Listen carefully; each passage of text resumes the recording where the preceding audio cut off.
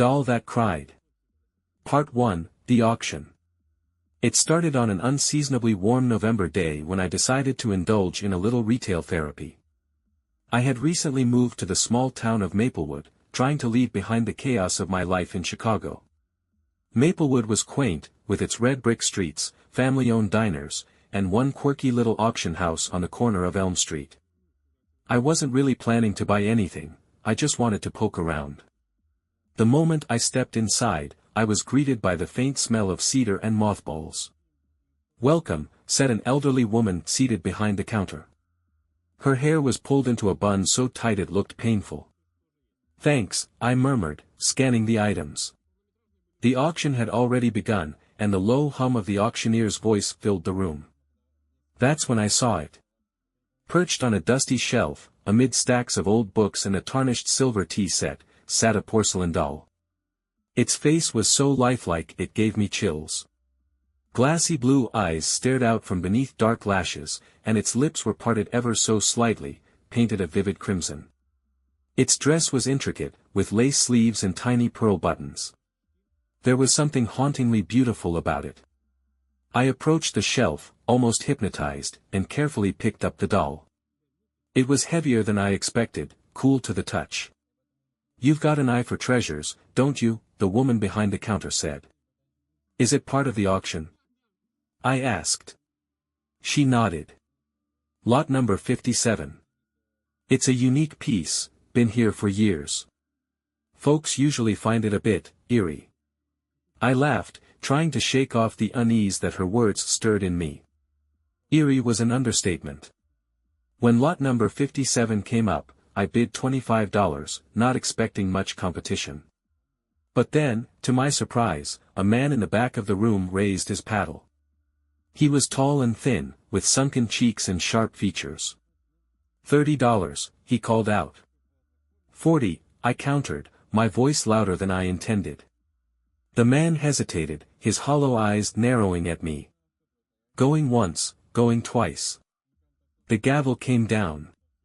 "Sold to the lady for $40. The man stormed out, muttering something under his breath. I tried not to let it rattle me as I carried the doll to my car. That night, as I placed the doll on the mantel in my living room, I felt an odd sense of satisfaction. It added a certain character to my otherwise bland space. But when I turned off the lights and headed to bed, I could have sworn I heard something, a faint, almost imperceptible sound. A whimper. I froze, straining to hear. But the house was silent. I convinced myself it was nothing. The sound of an old house settling, maybe. It wasn't until the second night that I heard it again. This time, it was unmistakable. A soft, pitiful cry. Part 2, The First Cry. I bolted upright in bed, my heart pounding. "Hello?" I called into the darkness. No response. I crept out of bed, clutching my phone as a makeshift flashlight. The sound was coming from the living room. The crying grew louder as I approached the mantel. My breath hitched when I saw the doll. Its head was tilted slightly to the side. Had I left it like that? The crying stopped as soon as I touched it. I stood there, my hand trembling as I adjusted the doll's head. A million rational explanations ran through my mind. Maybe I'd bumped it earlier. Maybe the crying was a trick of my imagination, an echo from some TV show I'd watched. But the unease lingered. Over the next few days, I started noticing other odd things. The doll's position seemed to change ever so slightly each time I looked at it. Its glassy eyes seemed to follow me no matter where I stood. And then came the nightmares. Every night, I dreamed of the doll. In the dreams, its lifelike features became grotesque, its painted lips curling into a sneer. It whispered my name in a voice that sent shivers down my spine. Rebecca. The worst part was that it didn't feel like a dream. I'd wake up gasping, convinced I could still feel the cold porcelain of its hand brushing against my skin. By the fifth night, I decided to dig into the doll's origins. The auction house hadn't provided much information, just that it was vintage and had come from the estate of a woman named Eleanor Grayson. I googled her name, hoping to find some harmless backstory. Instead, what I found made my stomach churn. Eleanor Grayson had died under mysterious circumstances 15 years ago. She'd been found in her home, her body contorted in an unnatural position, her face frozen in a silent scream. I shut my laptop, my hands shaking. The next morning, I went back to the auction house. The elderly woman behind the counter frowned when she saw me. "Something wrong, dear?" she asked. "That doll I bought," I said. "Can you tell me more about it?" Her expression darkened. "I wouldn't have sold it to you if I'd known you were serious about buying it," she muttered. "Why?" She hesitated, glancing around the room as if afraid someone might overhear. "It's cursed," she whispered. I laughed nervously. "Cursed? You don't actually believe that, do you?" She didn't smile. "Every person who's owned that doll has met an untimely end. Eleanor Grayson bought it at an antique shop in 1982. She died 15 years ago. Before her, it belonged to a young couple in Boston. They died in a car crash. Before that." "Okay, I get it," I interrupted. "Bad luck." "Not bad luck," she said. "It's the doll." Her words hung in the air long after I left. That night, as I sat alone in my living room, the crying began again. But this time, it didn't stop. Part 3, The Truth Unfolds. The crying was relentless. It was louder now, more distinct, like the wail of a grieving child. It filled every corner of my living room, curling into my ears and clawing at my sanity. I covered my ears and screamed, "Stop." The sound ceased immediately. My heart raced as I stared at the doll. It sat there, innocent as ever, its head cocked slightly to the side. But I knew better now. I couldn't keep pretending this was my imagination or a coincidence. I grabbed a blanket, wrapped the doll tightly, and shoved it into the hall closet. As I closed the door, I muttered, "Let's see you cry through that." But my relief was short-lived. At exactly 3:14 a.m., I woke to the sound of faint scratching. My bedroom door was ajar, just as I had left it, and the sound was coming from the hallway. "Rebecca." My blood turned cold. I could barely move as I turned my head toward the voice. It was faint but unmistakable, low, raspy, and chillingly deliberate. "Rebecca, open the door." I stumbled out of bed, my legs weak beneath me. I didn't know what I intended to do, run. Hide. But as I reached the hallway, I froze. The closet door was open. The doll was no longer wrapped in a blanket. It sat in the middle of the hallway floor, its head turned so its unblinking glass eyes stared directly at me. I didn't scream. I couldn't. Instead, I grabbed my keys and fled the house. Part 4, A Warning from the Past. I drove aimlessly for hours, unsure where to go or who to talk to. I finally parked outside a 24-hour diner and searched my phone for more information about Eleanor Grayson. If the doll was tied to her somehow, I needed to know why. I found a news article from 2008. Eleanor's niece, Margaret, had spoken publicly about her aunt's death, claiming she believed the doll had something to do with it. She became obsessed with that thing, Margaret had said. She said it spoke to her, that it cried at night. I thought she was losing her mind, but now. Margaret hadn't said much more, but I found an address for her in the article. She lived about 40 minutes from Maplewood. It was still dark when I arrived at her house. I rang the doorbell 3 times before an older woman with disheveled gray hair and tired eyes opened the door. "Are you Margaret Grayson?" I asked.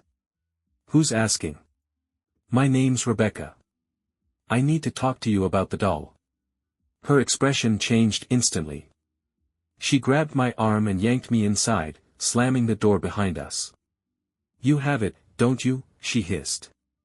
I nodded, too stunned to speak. Margaret paced the room, wringing her hands. "I knew it would resurface eventually. That thing doesn't stay buried for long." "What is it?" I demanded. "What does it want?" She stopped pacing and fixed me with a haunted stare. "The doll isn't just cursed, it's possessed," she said. "My aunt believed it was tied to the spirit of a little girl named Lila. She was killed in the 1920s, murdered, actually. The doll was her favorite toy." "Why does it kill people?" I asked, my voice shaking. "Because it's not just Lila," Margaret whispered. "Whatever killed her, it attached itself to the doll. It's not a ghost. It's something worse." I felt like I was going to be sick. Margaret continued, "My aunt tried to destroy it. She burned it, smashed it, even tried burying it, but it always came back. It wants to be kept. To be worshipped. And if you don't obey." She trailed off, but I didn't need her to finish. I already knew the answer. I left Margaret's house with one thought burning in my mind: I had to get rid of the doll. Part 5, The Doll Fights Back. When I got home, the house felt unnaturally quiet. I stepped cautiously into the living room, half expecting to find the doll waiting for me. It wasn't there. But as I turned on the light, I froze. The word "liar" was scrawled across the wall in jagged, childlike handwriting. It wasn't written in ink or paint. It was blood. I ran to the closet, yanked it open, and grabbed the doll. Its face seemed different now, its lips were curled into a slight smile, and its eyes looked more alive than ever. "I'm done with you," I said through gritted teeth. I drove to the nearest bridge and hurled the doll into the river, watching as it disappeared beneath the murky water. Relief flooded through me, but it was short-lived. When I returned home, the doll was sitting on the mantel. I screamed, tears streaming down my face. "What do you want from me?" For the first time, the doll moved. Its head tilted, and its lips parted ever so slightly. "Stay," it whispered. I backed away, my legs trembling. The room felt impossibly cold, and the walls seemed to close in around me. Then the crying started again. But this time, it wasn't coming from the doll. It was coming from inside me. I clutched my chest, gasping for air as an overwhelming wave of despair washed over me. Memories that weren't mine filled my mind, images of a dark forest, of hands grabbing at a little girl, of her screams being silenced forever. And then I saw her face. Lila. She wasn't just inside the doll anymore. She was inside me. Part 6, The Inheritance of Despair. For a moment, I couldn't move. My breath came in shallow gasps as I clawed at my chest, desperate to pull the foreign presence out of me. But no matter how hard I tried, Lila's emotions, her pain, her hatred, and her desperation clung to me like a second skin. I stumbled to the bathroom and turned on the light. My reflection stared back at me, pale and shaking. My own blue eyes looked dull, lifeless, but they weren't the worst part. Behind me, just over my shoulder, stood a figure. It was a little girl, her face pale as porcelain and her eyes black pits of emptiness. "Lila," I whispered. Her small, cracked lips twisted into a chilling smile before she vanished. I don't know how long I sat there, staring at the mirror. Minutes? Hours? Eventually, I returned to the living room, drawn by a pull I couldn't resist. The doll was still there, its expression eerily calm. "You won't win," I said, my voice trembling. But even as I spoke, I wasn't sure who I was trying to convince, the doll, or myself. Part 7, The Old Witch's Tale. The next day, desperate for answers, I visited the library. I dug through every record I could find about Maplewood, searching for anything related to Lila's story. After hours of research, I finally found a faded newspaper clipping from 1926. Local girl found dead near Blackwood Forest. The article detailed the grisly murder of Lila Anderson, an 8-year-old girl who went missing on her way home from school. Her body had been discovered days later, deep in the woods, mutilated almost beyond recognition. The killer was never caught. The doll had been found near her body, unharmed. Her favorite toy, the article read. A beautiful porcelain doll believed to have been handmade by her father. My stomach churned. If Lila's father had crafted the doll, was it somehow tied to her spirit? Or worse, to the monster that had killed her? I kept digging, and after hours of searching, I found a name that sent shivers down my spine: Abigail Proctor. She was an infamous recluse who had lived near Blackwood Forest around the time of Lila's death. Locals had whispered that she practiced witchcraft, and some even blamed her for the girl's murder. If anyone had answers, it would be her, or what was left of her legacy. Abigail's house, I learned, was still standing, though abandoned for decades. That night, I drove to the edge of Blackwood Forest, clutching a flashlight in a deep sense of dread. The forest was unnervingly quiet, the trees towering over me like skeletal sentinels. Abigail's house loomed in the distance, its roof sagging and its windows shattered. I stepped inside, the floorboards groaning under my weight. Dust coated every surface, and the air smelled of mildew and decay. In the center of the room, surrounded by yellowed papers and broken furniture, was a single object that made my heart stop. It was another doll. This one was cruder than the one I owned, its face cracked, its paint faded. But there was no mistaking the eerie resemblance. As I reached out to touch it, a voice whispered in my ear. "You shouldn't have come." I spun around, the flashlight shaking in my hand. No one was there. "Who's there?" I shouted. The room seemed to darken, shadows pooling in the corners. And then I saw her. An old woman, her hunched form draped in tattered black fabric, stood at the edge of the room. Her face was a mask of wrinkles, and her eyes burned like dying embers. "Abigail?" I stammered. She didn't answer. Instead, she raised a gnarled finger and pointed at me. "You've taken the cursed one," she rasped. "The doll?" I whispered. "What is it? What does it want?" Her lips twisted into a bitter smile. "It wants revenge. It always has." I swallowed hard, my mouth dry as sandpaper. "Revenge on who? The person who killed Lila?" "No," Abigail said, her voice like the crackling of dead leaves. "Revenge on all of us. Revenge on the living." I shook my head, refusing to believe it. "But Lila, she's a victim." Abigail's laughter echoed through the house, sharp and cruel. "Lila is gone," she said. "What's left is a shadow, a vessel for hatred and despair. You cannot save her. You can only suffer, as all who touch that cursed thing will suffer." "What can I do?" I pleaded. Abigail stepped closer, her fiery eyes boring into mine. "There's no escape," she hissed. "You are hers now." And then, just like that, she was gone. Part 8, The Price of Freedom.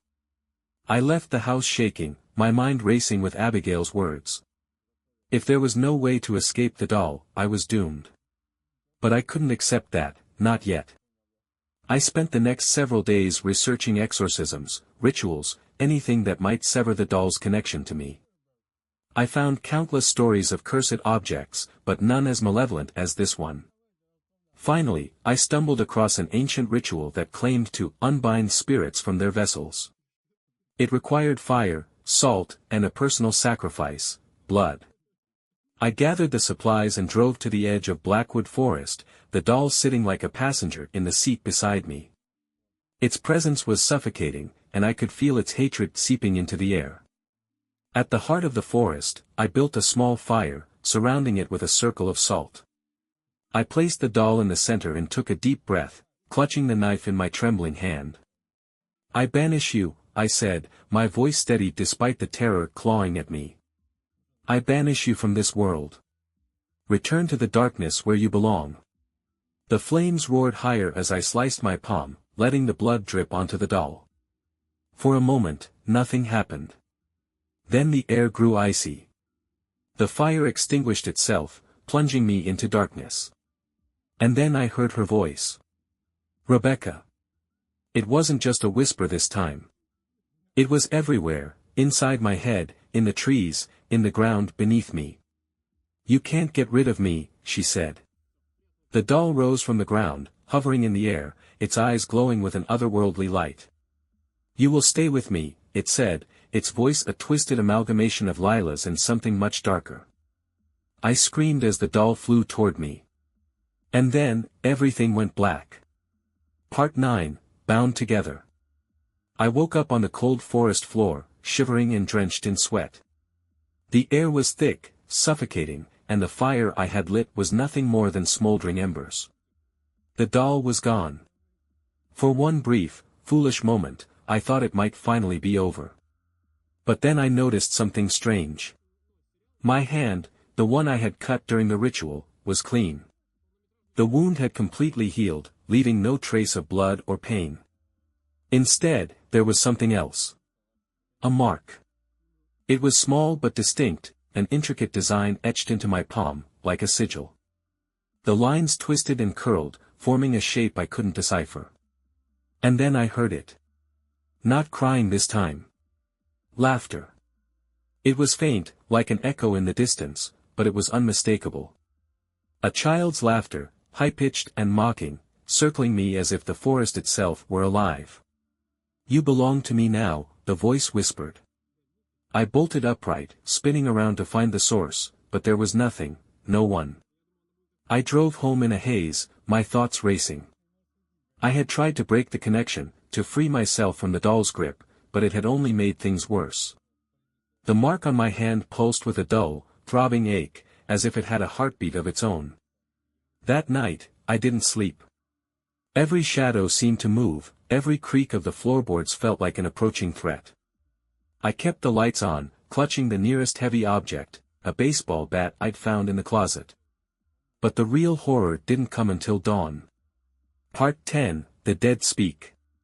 As the first light of morning crept through my window, I heard a knock at the door. It was slow, deliberate, as if whoever, or whatever, was on the other side wanted to make sure I was awake. I hesitated, gripping the bat tightly as I approached. "Who's there?" I called out, my voice trembling. No answer. The knock came again, louder this time. With my heart pounding, I flung the door open, ready to swing the bat if I needed to. But there was no one there. Instead, something lay on the doorstep. It was an old photograph, weathered and yellowed with age. I picked it up, my hands shaking. The image was of a group of children, maybe 8 or 9 years old, standing in front of a schoolhouse. Their faces were solemn, their eyes staring straight at the camera. And there, in the center of the group, was Lila. She was holding the doll. My stomach churned as I flipped the photograph over. Scrawled on the back in faded ink were the words, "Help us." I staggered back, nearly dropping the photo. The room spun as a wave of nausea washed over me. This wasn't just Lila's story anymore. She wasn't the only one. Part 11, The Others. I spent the rest of the day poring over every scrap of information I could find about Lila, the doll, and the photograph. It didn't take long to uncover the tragic truth. The children in the photograph had all died within a year of the picture being taken. One by one, their lives had been cut short, accidents, illnesses, unexplained disappearances. The only common thread was the doll. It had passed from one family to another, always finding its way back to one of the children in the photo. And each time it did, death followed. I realized with growing horror that the doll wasn't just cursed. It was collecting them. But why? What did it want? That night, as I sat in my living room, clutching the photograph, I felt the mark on my hand begin to burn. The pain was searing, like a red-hot iron pressed against my skin. And then the laughter returned. This time, it was louder. Closer. I looked up, and there she was. Lila. She stood in the corner of the room, her pale face illuminated by the flickering light of a nearby lamp. Her eyes were dark and hollow, her lips twisted into a smile that was anything but innocent. "You found them," she said, her voice echoing unnaturally. "Found who?" I whispered, though I already knew the answer. She pointed to the photograph in my hands. "The others. They're waiting for you." Part 12, The Final Gathering. I don't remember deciding to leave the house. It was as if my body was moving on its own, drawn by some invisible force. I drove to Blackwood Forest once again, clutching the photograph like a lifeline. The mark on my hand throbbed with each mile, guiding me deeper into the woods than I had ever gone before. Finally, I reached a clearing. In the center stood a massive, gnarled tree, its twisted branches reaching toward the sky like skeletal fingers. Beneath it, arranged in a perfect circle, were small mounds of earth, graves. There were 12 of them. I stepped closer, my breath fogging in the cold night air. Each grave was marked with a name, crudely carved into rotting wooden planks. Lila Anderson. Margaret Walker. Thomas Grayson. Anna Wells. I recognized the names instantly. They were the children from the photograph. As I stood there, the air grew thick, almost suffocating. The shadows around me began to shift, taking on shapes, small, fragile shapes. The children. They surrounded me, their faces pale and expressionless, their empty eyes fixed on mine. "You have to help us," one of them said, his voice soft but insistent. I don't know how," I stammered. Before I could say more, a familiar voice echoed through the clearing. "You can't save them." I turned to see Lila standing beneath the tree, the doll clutched tightly in her arms.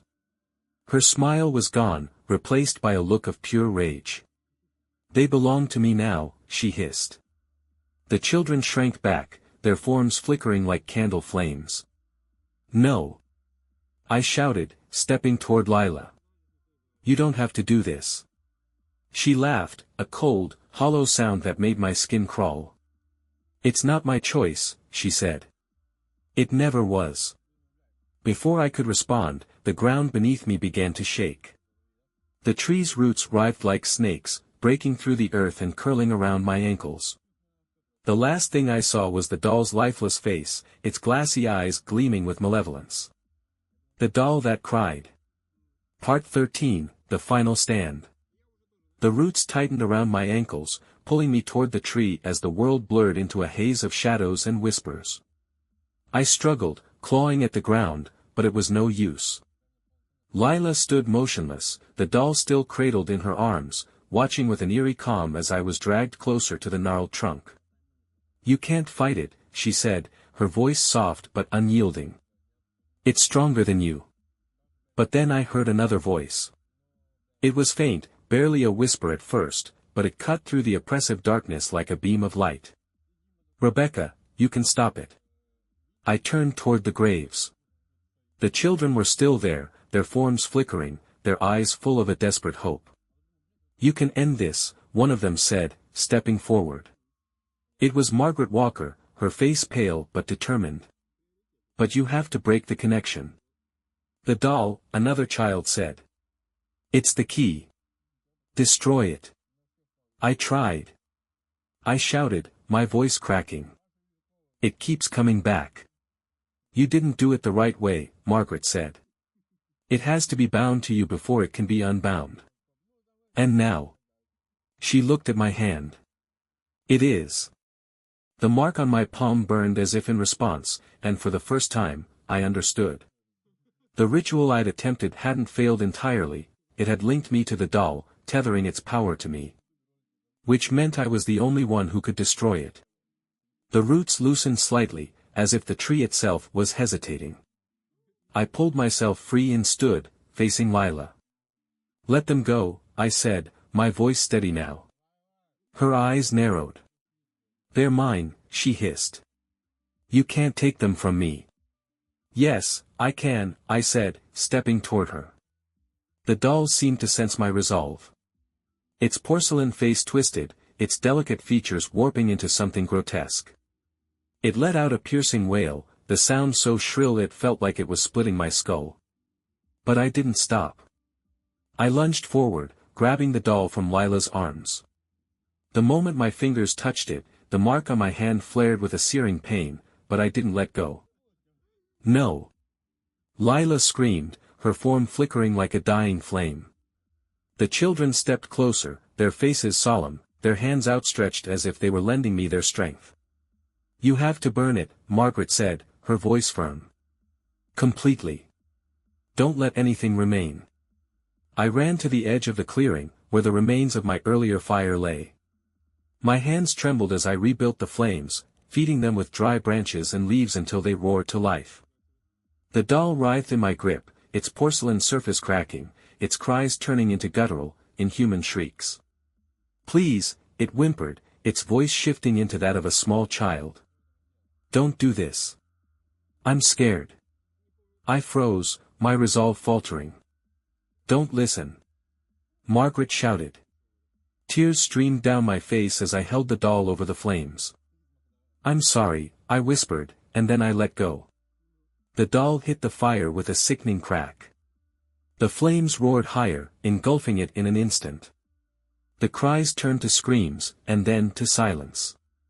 The mark on my hand burned white-hot, and for a moment, I thought I might pass out. But then, just as suddenly as it began, the pain stopped. The air in the clearing grew still. The shadows receded, and the oppressive weight lifted. When I looked around, the children were gone. Part 14, Freedom.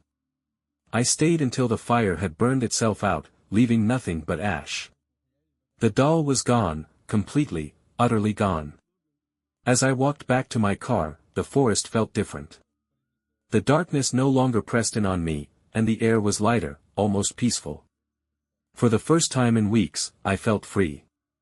The mark on my hand had faded to nothing but a faint scar, a reminder of everything I had endured. When I got home, the house was silent. Peacefully silent. No crying, no whispers, no laughter. I collapsed onto the couch, letting the exhaustion wash over me. And then I smiled. It was over. Epilogue, the auction house. A month later, I visited the auction house again. The elderly woman behind the counter smiled when she saw me. "Back for another treasure?" she asked. I shook my head, smiling faintly. "Just wanted to say thank you." "For what?" "For everything," I said, though I wasn't sure she'd understand. As I turned to leave, something caught my eye, a doll sitting on a dusty shelf. But it wasn't porcelain. It was a rag doll, simple and harmless looking, with button eyes and a stitched smile. Still, I felt a chill run down my spine. I left without another word, vowing never to return. Because some things are better left buried. And some dolls should never be touched.